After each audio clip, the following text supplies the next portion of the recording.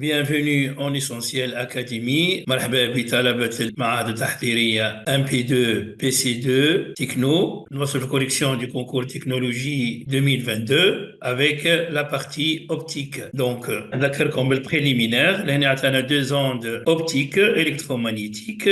واحدة elle est définie par S1M de T et la deuxième par S2M de T. ولهنا نذكركم اللي عطانا la définition de l'intensité I de M est égale à la moyenne de S au carré M de T. Alors, جاوبنا على السؤال هذا في الفيديو السابق. On a rappelé les conditions nécessaires pour observer le phénomène d'interférence. اليوم باش نحاولوا نجاوبوا على السؤال الثاني. اش قال لنا dans les conditions d'interférence déterminer la vibration lumineuse SM de T résultante de la superposition de deux ondes monochromatiques en un point M à l'instant T. نذكركم la vibration S1M de T et celle S2M de T et on va faire maintenant la superposition de ces deux ondes. Alors, il vient que SM de T est la somme S1M de T plus S2 de M de T et nous basculons les deux résultats S01 cosinus oméga T moins phi 1 de M plus S02 cosinus oméga T moins phi 2 de M. Troisième question, on déduire que l'intensité lumineuse I de M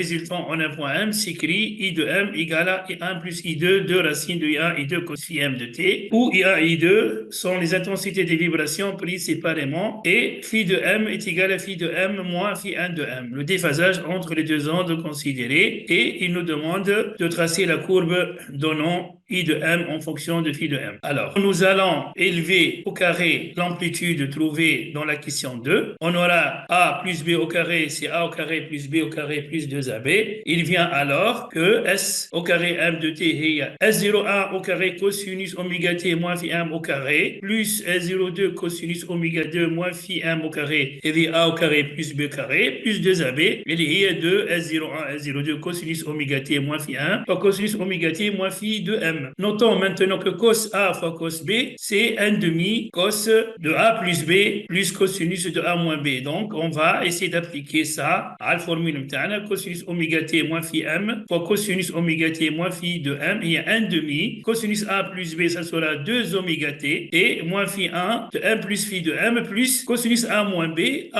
oméga T moins oméga T, ça s'en va. Il nous reste phi de M de T moins phi de M T. Donc, l'étudiant, ils aiment يعرف que cos A fois cos B, c'est 1 demi de cos A plus B plus cos A moins B. Alors, on a comme l'année, elle lit la moyenne de 1 sur T 0T cos carré oméga T est égal à 1 demi, mais aussi 1 sur T 0D cosinus 2 oméga T dt est égal à 0. Alors, maintenant, si nous effectuons I de M, la définition, c'est la moyenne de S au carré M de T. Vous allez voir ce niveau que la moyenne de cos carré, ça c'est 1 demi. Celle-ci, la moyenne, c'est 1 demi. Et, la moyenne de ce terme de cos fois cos, ça sera la moyenne de cosinus 2 oméga T moins phi 1 de M plus phi M de T, la moyenne est égale à 0. On a 2 oméga T, voilà. Et il nous reste uniquement la moyenne de ce terme cosinus phi de M moins phi de 1 de M de T. Et quand on a la condition d'interférence, ce terme, elle est constante dans le temps. Donc sa moyenne, la valeur de l'expression. Nous écrivons ainsi que IM est égal à la moyenne de S carré M de T est égal à S01 sur 2. 1 demi, ça provient de la moyenne de cos carré. S02 aussi divisé par 2, le 1 demi provient de la moyenne de cos carré oméga T de M au carré. Et il reste maintenant la moyenne de ce terme, cosinus égal à 0. Il reste